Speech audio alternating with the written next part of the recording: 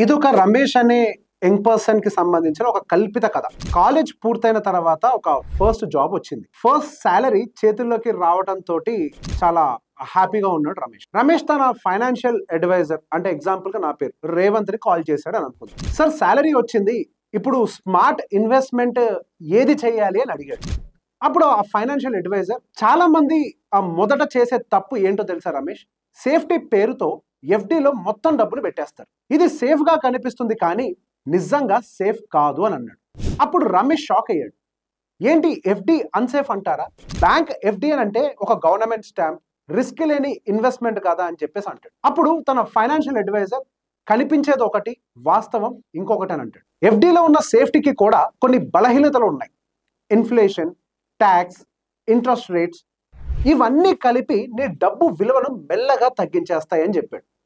ఆ రోజు రమేష్ కి ఎఫ్డి మీద మొదటిసారి డౌట్ వచ్చింది. తన డబ్బు సేఫ్ గా ఉందనుకున్న చోటే విలువ తగ్గిపోతుంది అని అతనికి అర్థమైపోయింది. అప్పుడు అతనికి రేవంత్ చెప్పిన మాట బాగా గుర్తుండిపోయింది. ఎఫ్డి మనకి సేఫ్టీ ఇస్తుంది కానీ వెల్త్ ని మాత్రం క్రియేట్ చెయ్యదు అని. అసలు ఎఫ్డి నిజంగా సేఫేనా? మనకి కావాల్సిన రిటర్న్ ఇస్తుందా?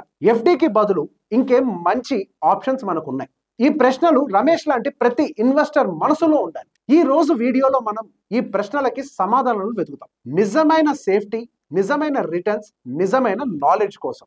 ఎవ్రీ మంత్ సాలరీ వస్తుంది, దీనితో పాటుగా ఎక్స్పెన్సెస్, ఈఎంఐలు, పిల్లల ఫీజులు అన్ని పే చేసిన తర్వాత కొంత సేవింగ్స్ ఏదో కొద్దిగా మిగులుతాయి. అప్పుడు మైండ్ లోకి వచ్చే డౌట్, ఇది ఎక్కడ పెట్టాలి అని. చాలా మంది సమాధానం ఒకటే, బ్యాంక్ లో ఎఫ్డి. ఎందుకనంటే వాళ్ళు నమ్ముతారు బ్యాంక్ అంటే సేఫ్, ఎప్పుడైనా డబ్బు కావాలి అని అంటే విత్డ్రా చేసుకోవచ్చు, ఇంట్రెస్ట్ వస్తుంది కాబట్టి మన ఇన్వెస్ట్మెంట్ ఇంక్రీజ్ అవుతుంది. ఇది మనలో చాలా మందికి చిన్నప్పటి నుంచి వినిపించిన ఒక కామన్ సజెషన్. మన పేరెంట్స్, పెద్దలు అందరూ కూడా ఇదే చేశారు. కానీ ఒక్కసారి ఆలోచించండి, ఎఫ్డి నిజంగా సేఫేనా? లేకపోతే మనం నమ్మకంగా ఉంచిన ఆ డబ్బు మెల్లగా మెల్లగా కనిపించని రీతిలో తగ్గిపోతుందా అని. ఇది వినడానికి సర్ప్రైజింగ్ గా అనిపించవచ్చు, కానీ నిజం ఏంటంటే ఎఫ్డి ఎప్పుడు మనం అనుకున్నంత పర్ఫెక్ట్ ఇన్వెస్ట్మెంట్ కాదు. ఈ రోజు వీడియోలో మనం 3 ఇంపార్టెంట్ క్వశ్చన్స్ కి ఆన్సర్ ని వెతుకుతాం. ఎఫ్డి నిజంగా సేఫేనా? మనకి కావాల్సిన రిటర్న్స్ ఇస్తుందా? ఎఫ్డి బదులు మనకి ఇంకేమైనా మంచి ఆల్టర్నేటివ్ ఇన్వెస్ట్మెంట్స్ ఉన్నాయా? ఇప్పుడు మనం రియల్ ట్రూత్ ఏంటో తెలుసుకుందాం. ఇండియాకి ఇండిపెండెన్స్ వచ్చిన తర్వాత ఇండియాలో ప్రజల చేతుల్లో కొద్దిగా సేవింగ్స్ ఉండేవి, కానీ ఆ మనీ ఇన్వెస్ట్మెంట్స్ పెట్టడానికి పెద్దగా ఆప్షన్స్ ఏమీ లేవు. షేర్ మార్కెట్ చాలా మందికి అర్థం కాని ఒక విషయం. ప్రైవేట్ ఆప్షన్స్ ని నమ్మే పరిస్థితుల్లో లేరు. ఆ రోజుల్లో ఒకే ఒక సేఫ్ ప్లేస్ కనిపించింది, బ్యాంక్ ఫిక్స్డ్ డిపాజిట్. బ్యాంక్ అంటే government stamp, trust and safety. అందుకే ప్రతి ఒక్కరూ సేవ్ చేసిన మనీ ఎఫ్డిలో పెట్టుబడులు పెట్టడం మొదలుపెట్టారు. తర్వాత కాలంలో ఎల్ఐసి ఇన్సూరెన్స్ మార్కెట్లోకి వచ్చింది. లైఫ్ ఇన్సూరెన్స్ అని అంటే భవిష్యత్తు కోసం ఒక సెక్యూరిటీ అని ఇండియన్స్ బాగా నమ్మడం మొదలుపెట్టారు. ఆ తర్వాత యూనిట్ ట్రస్ట్, మ్యూచువల్ ఫండ్స్ లాంటి కొత్త ఆప్షన్స్ కూడా మార్కెట్లోకి వచ్చాయి. కానీ చాలా కాలం పాటు ఇండియన్స్ కి ఫేవరెట్ చాయిస్ మాత్రం ఎఫ్డీని. మీరు నమ్మగలరా, ఒకప్పుడు ఆ బ్యాంక్స్ దాదాపుగా 14% వరకు ఇంట్రెస్ట్ ఇచ్చేవి. అంటే 1,00,000 రూపాయలు ఎఫ్డీలో పెడితే ఒక్క సంవత్సరంలోనే 14,000 రూపాయలు ఇంట్రెస్ట్ ఇచ్చేవి. ఆ కాలంలో ఇది ఒక బంగారు పక్షి లాంటి ఒక ఆప్షన్. అందుకే ఎఫ్డి అంటే సేఫ్టీ ప్లస్ హై రిటర్న్ అని ఇండియన్స్ బలంగా నమ్మి మనీ ఇన్వెస్ట్ చేయడం మొదలుపెట్టి దాన్ని అలవాటు కూడా చేసుకున్నారు. కానీ ఈ రోజు పరిస్థితి కూడా ఇంకా అదేనా? ఎఫ్డి మన ఇన్వెస్ట్మెంట్ కి బెస్ట్ ఆప్షనేనా? లేకపోతే మనం నమ్మకం పెట్టుకున్న ఈ ఎఫ్డి మెల్లగా మన డబ్బు విలువను తగ్గిస్తుందా? ప్రతి ఒక్కరికి ఎఫ్డి అని అంటే ఒక స్పెషల్ ఇంట్రెస్ట్ ఉంది. నా డబ్బు సేఫ్ గా ఉంది, ఎప్పుడైనా కావాలంటే తీసుకోవచ్చు, ఇంట్రెస్ట్ వస్తుంది కాబట్టి డబ్బు పెరుగుతుంది. ఇలాంటివి మన మనసులో పెట్టుకున్న మంచి ఆశలు ఇవన్నీ కూడా. అంటే మనం ఎఫ్డిలో డబ్బు పెట్టినప్పుడు మన ప్రధాన అంచనాలు ఇవే ఉంటాయి. మొదటిది వచ్చేసరికి డబ్బు సేఫ్ గా ఉండాలి, మన డబ్బు ఎక్కడికో పోతుందేమో, దొంగతనం అవుతుందేమో అన్న భయం ఉండకూడదు. బ్యాంక్ అంటే ప్రభుత్వ నియంత్రణలో ఉంటుంది కాబట్టి డబ్బు సేఫ్ అనే నమ్మకం మనసులో బలంగా కూరుకొని పోయింది. అండ్ రెండోది వచ్చేసరికి ఎప్పుడైనా డబ్బు కావాలంటే అందుబాటులో ఉండాలి. జీవితంలో ఎమర్జెన్సీలు వస్తూ ఉంటాయి, అంటే హాస్పిటల్ బిల్స్, పిల్లల ఫీజులు, అన్ఎక్స్పెక్టెడ్ ఎక్స్పెండిచర్స్. అప్పుడు ఎఫ్డిని బ్రేక్ చేసి ఇమీడియట్ గా డబ్బులు తీసుకోవచ్చు. అందుకే ఎఫ్డి లిక్విడిటీ అనేది కొంత నమ్మకంగా ఉంటుంది. ఎఫ్డి లిక్విడిటీ మూడోది వచ్చేసరికి మన డబ్బు విలువ తగ్గకూడదు. అంటే 100 రూపాయలతో ఈ రోజు మనం కొనే వస్తువు రేపు ఇన్ఫ్లేషన్ వల్ల 120 రూపాయలు కావచ్చు. అందుకే మనం అనుకుంటాం ఎఫ్డి మీద వచ్చేటువంటి ఇంట్రెస్ట్ ఆ ఇన్ఫ్లేషన్ ని కవర్ చేస్తుంది, మన డబ్బు విలువని కాపాడుతుంది అని. ఇవే కారణాల వల్ల తరతరాలుగా ఎఫ్డి మనకి నమ్మకమైన ఒక ఇన్వెస్ట్మెంట్ ఆప్షన్ అయింది. కానీ ఇప్పుడు ఒకే ప్రశ్న, ఎఫ్డి నిజంగా ఈ 3 అంచనాలని నెరవేరుస్తుందా, లేకపోతే మనం అనుకుందంతా ఒక మిత్ మాత్రమేనా అని. ఎఫ్డి అని అంటే మనకి ఎప్పుడు సేఫ్టీ అనే ఫీలింగ్ ఉంది, కానీ నిజానికి ఎఫ్డిలో కనిపించని కొన్ని రిస్కులు దాగున్నాయి. ఇవి మనం ఎక్కువగా ఆలోచించని రిస్కులు. అవి ఏంటంటే ఫస్ట్ వన్, రీఇన్వెస్ట్మెంట్ రిస్క్. ఇప్పుడు ఎఫ్డి చేశారు అనుకుందాం, ఒక 7% ఇంట్రెస్ట్ రేట్ వస్తుంది. ఒక 5 years తర్వాత ఆ ఎఫ్డి మెచ్యూర్ అవుతుంది. అంటే అప్పుడు మళ్ళీ రెన్యువల్ చేస్తే మీకు ఈ ఇంట్రెస్ట్ రేట్ కాకుండా మేబీ అప్పుడు తగ్గిన ఇంట్రెస్ట్ రేట్ ఒక 5% వరకు ఉండొచ్చు. అంటే ఈ రోజు ఉన్న రిటర్న్స్ మీకు ఫ్యూచర్ లో ఉంటాయని గ్యారంటీ కాదు. దీనినే రీఇన్వెస్ట్మెంట్ రిస్క్ అని అంటారు. అండ్ రెండోది వచ్చేసరికి టాక్సేషన్ రిస్క్.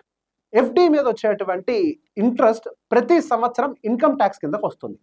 మీరు 30% ట్యాక్స్ బ్రాకెట్ లో ఉంటే ఎఫ్డి ఇంట్రెస్ట్ లో 1/3 ట్యాక్సెస్ లోకి పోతుంది. ఇన్ఫ్లేషన్ 5% ఉందని అనుకుందాం, ఎఫ్డి 6% ఇస్తే ట్యాక్స్ తర్వాత మీకు మిగిలేది కేవలం 4% మాత్రమే. అంటే మీ మనీ వాల్యూ నిజానికి తగ్గిపోయింది. ఇది చాలా మంది గుర్తించని ఎఫ్డిలోని ఒక సైలెంట్ కిల్లర్. అండ్ మూడోది వచ్చేసరికి ఇన్స్టిట్యూషనల్ రిస్క్. పెద్ద నేషనలైజ్డ్ బ్యాంక్స్ అయితే కొంచెం సేఫ్ గా ఉన్నప్పటికీ చిన్న కోఆపరేటివ్ బ్యాంక్స్ లో ఎఫ్డి పెడితే రిస్క్ అనేది కొంత ఎక్కువగానే ఉంటుంది. బ్యాంక్ క్లోజ్ అయితే మీకు గ్యారంటీగా మీరు పొందేటువంటి ఇన్సూరెన్స్ కవర్ కేవలం 5 లక్షల రూపాయల వరకు మాత్రమే. అంటే మీ దగ్గర 50 లక్షల రూపాయలు ఎఫ్డిలో ఉన్న రిస్క్ మాత్రం ఎప్పుడూ ఉంటుంది. ఇవే ఎఫ్డిలో దాగున్నటువంటి నిజమైన రిస్కులు. మనకి ఎఫ్డి అని అంటే సేఫ్టీ సింబల్ అనిపించవచ్చు, వాస్తవానికి అది మన డబ్బుని మెల్లమెల్లగా ఎర్రోడ్ చేస్తూనే ఉంటుంది. ఎఫ్డి అందరికీ పనికొస్తుందా, లేకపోతే కొంతమందికి మాత్రమే సరైన ఆప్షన్? అవును, ఎఫ్డి అందరికీ పనికొచ్చేటువంటి ఇన్స్ట్రుమెంట్ కాదు. కానీ కొన్ని ప్రత్యేక పరిస్థితుల్లో ఎఫ్డి నిజంగా ఉపయోగకరంగా ఉంటుంది. ట్యాక్స్ ఫ్రీ స్లాబ్లో ఉన్న వాళ్ళు అనుకోండి, మీ ఇన్కమ్ చాలా తక్కువగా ఉంటే లేదా మీ ట్యాక్స్ ఫ్రీ స్లాబ్లో ఉంటే మీకు ఎఫ్డి అనేది ఒక మంచి ఆప్షన్గా ఉంటుంది. ఇంట్రెస్ట్ మీద పెద్ద ట్యాక్స్ కట్టాల్సిన అవసరం ఉండదు. అండ్ ఇన్వెస్ట్మెంట్కు కూడా కొంతవరకు సేఫ్గా ఉంటుంది. రెండోది వచ్చేసరికి లిక్విడిటీ అవసరాలు ఉన్నవాళ్ళు. జీవితంలో ఎప్పుడైనా ఎమర్జెన్సీ రావచ్చు, హాస్పిటల్ బిల్స్ లేదా పిల్లల ఫీజులు, అనుకోని ఖర్చులు. ఇప్పుడు డబ్బు కావాలి అనిపించినప్పుడు ఎఫ్డి మీకు ఇమీడియట్ లిక్విడిటీ ఇచ్చేస్తుంది. అందుకే ఎమర్జెన్సీ కోసం కొంత మనీ ఎఫ్డిలో ఉంచుకోవడం మంచిదే. అండ్ మూడోది వచ్చేసరికి సైకలాజికల్ సేఫ్టీ కావాలనుకున్న వాళ్ళు. కొంతమందికి ఎఫ్డి అని అంటే కేవలం ఒక ఫైనాన్షియల్ ప్రోడక్ట్ మాత్రమే కాదు, అది ఒక మానసిక భరోసా. నా డబ్బు బ్యాంకులో ఎఫ్డిగా ఉంది అన్న ఒక ఆలోచన వాళ్ళకి నిద్ర పట్టేలా చేస్తుంది. అలాంటి వాళ్ళకి ఎఫ్డి అనేది తప్పనిసరిగా ఉండాలి. వాళ్ళకి అదొక సేఫ్టీ బ్లాంకెట్ లాంటిది. అందుకే ఎఫ్డి అని అంటే అదేమి తప్పు ప్రోడక్ట్ కాదు, కానీ అందరికీ సరైన ఇన్వెస్ట్మెంట్ ఆప్షన్ మాత్రం కాదు. తక్కువ ఇన్కమ్ ఉన్నవాళ్ళు, ఎమర్జెన్సీ కోసం డబ్బు ఉంచుకోవాలి అనుకున్న వాళ్ళు, లేదా మానసికంగా ఎఫ్డి మీద నమ్మకం పెట్టుకున్న వాళ్ళు, వీరికి ఎఫ్డి మాత్రం సరైనది.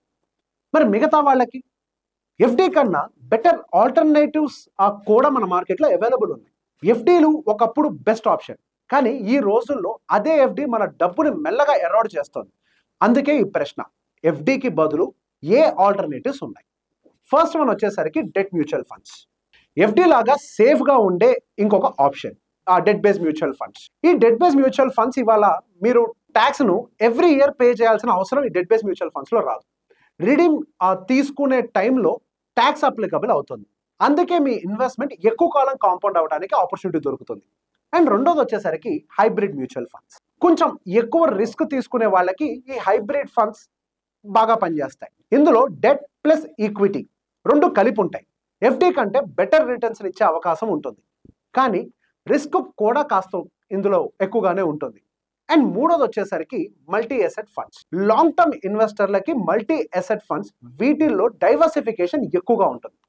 ఒకసారి గోల్డ్, షేర్స్, బాండ్స్ అన్ని కలిపి ఉండటం వల్ల రిస్క్ అనేది చాలా తగ్గుతుంది అండ్ రిటర్న్స్ మాత్రం బెటర్గా వస్తాయి. నాలుగోది గ్యారంటీడ్ రిటర్న్ ఇన్సూరెన్స్ ప్లాన్స్. ఇది మరొక మంచి ఆప్షన్ అని అనుకోవాలి. గ్యారంటీడ్ రిటర్న్ ఇన్సూరెన్స్ ప్లాన్స్ ఇవి ఒక లైఫ్ టైం ఇంట్రెస్ట్ని లాక్ చేసే అవకాశాన్ని మనకి ఇస్తాయి, ఎఫ్డి లాగా కాకుండా. ట్యాక్స్ బెనిఫిట్స్ కూడా ఇస్తాయి. కానీ ఇవి తీసుకోవడంలో ప్రొఫెషనల్ అడ్వైస్ అనేది చాలా అవసరం. ఇవే ఎఫ్డికి బదులుగా మీకు ఉన్నటువంటి మంచి ప్రైమరీ ఆల్టర్నేటివ్ ఇన్వెస్ట్మెంట్స్. ఇవన్నీ safety, tax benefits and better returns కూడా మీకు డెలివర్ చేస్తాయి. ఎఫ్డి ఒకటే కాదు, సరైన ఫైనాన్షియల్ ప్లానింగ్ చేస్తే ఎన్నో మంచి ఆప్షన్స్ మీకు అవైలబుల్గా మార్కెట్లో ఉన్నాయి. మన జనరేషన్ కావచ్చు, లేకపోతే మన పేరెంట్ జనరేషన్, అందరికీ ఎఫ్డి అంటే ఒక నమ్మకం. డబ్బు సేఫ్గా ఉంటుంది అన్న ఒక సలహా మనలో చాలా మందికి పెద్దల దగ్గర నుంచి కూడా వచ్చే ఉంటుంది. కానీ ఈ రోజు కాలం అనేది పూర్తిగా మారిపోయింది. ఇన్ఫ్లేషన్, ట్యాక్స్, మారుతున్న ఈ ఇంట్రెస్ట్ రేట్లు ఇవన్నీ కలిపి ఎఫ్డిని ఇంకా సేఫ్ ఇన్వెస్ట్మెంట్గా ఉంచడంలో విఫలమవుతున్నాయని చెప్పాలి. అయినా ఎఫ్డిని పూర్తిగా తప్పు అనడం కరెక్ట్ కాదేమో, కానీ ఎఫ్డి మీకు మాత్రం కొంతవరకు సైకలాజికల్ సేఫ్టీని కూడా ఇస్తుంది. ఎమర్జెన్సీ నీడ్స్కి సరైన లిక్విడిటీని ఇస్తుంది. కానీ మన ఇన్వెస్ట్మెంట్ పెరగాలని, రియల్ వెల్త్ క్రియేట్ అవ్వాలని కోరుకుంటే మాత్రం మన థాట్ ప్రాసెస్ కూడా మారాలి. సో దీని నుంచి మనం నేర్చుకోవాల్సిన కొన్ని లెసన్స్ మాట్లాడదాం. లెసన్ 1, ఎఫ్డిని సేఫ్టీ టూల్గా మాత్రమే వాడండి. ఎఫ్డి ఇన్వెస్ట్మెంట్గా కాకుండా సేఫ్టీ కుషన్లా ఉపయోగించండి. ఒక చిన్న పోర్షన్ మాత్రం ఎఫ్డిలో ఉంచండి. And lesson number 2, long term growth కోసం అదర్ ఆప్షన్స్ని ఉపయోగించండి. Debt funds, hybrid funds, guaranteed insurance plans ఇవి లాంగ్ టర్మ్గా ఎఫ్డి కంటే బెటర్ రిటర్న్స్ని ఇస్తాయి. And third lesson, tax efficiency ఎప్పుడు గుర్తుపెట్టుకోండి. ఎఫ్డి మీద ట్యాక్స్ ప్రతి సంవత్సరం వస్తుంది, కానీ మ్యూచువల్ ఫండ్స్లో ట్యాక్స్ అనేది డిఫర్ అవుతుంది. అంటే మీ ఇన్వెస్ట్మెంట్ ఎక్కువ కాలం మీకోసం పనిచేస్తుంది. మన ఫైనాన్షియల్ ఫ్యూచర్ అనేది మన చేతుల్లోనే ఉంది. సేఫ్టీ, లిక్విడిటీ అండ్ గ్రోత్ ఈ మూడు మధ్య సరైన బ్యాలెన్స్ నేర్చుకుంటే ఎఫ్డీల కంటే పెద్ద ఆర్థిక భరోసా మనం సృష్టించగలుగుతాం. నాలెడ్జ్ ఉన్న చోట నిజమైన సేఫ్టీ ఉంటుంది. మన ఇన్వెస్ట్మెంట్ ఎక్కడ పనిచేస్తుందో అర్థం చేసుకున్నప్పుడు మన జీవితం కూడా ఫైనాన్షియల్గా ఫ్రీ అవుతుంది. మీరు ఎఫ్డీలో ఇంకా పెట్టుబడులు పెడుతున్నారా, లేదంటే కొత్త ఆప్షన్స్ని ప్రయత్నిస్తున్నారా అనేది మీ ఆలోచనని కామెంట్ సెక్షన్లో చెప్పండి.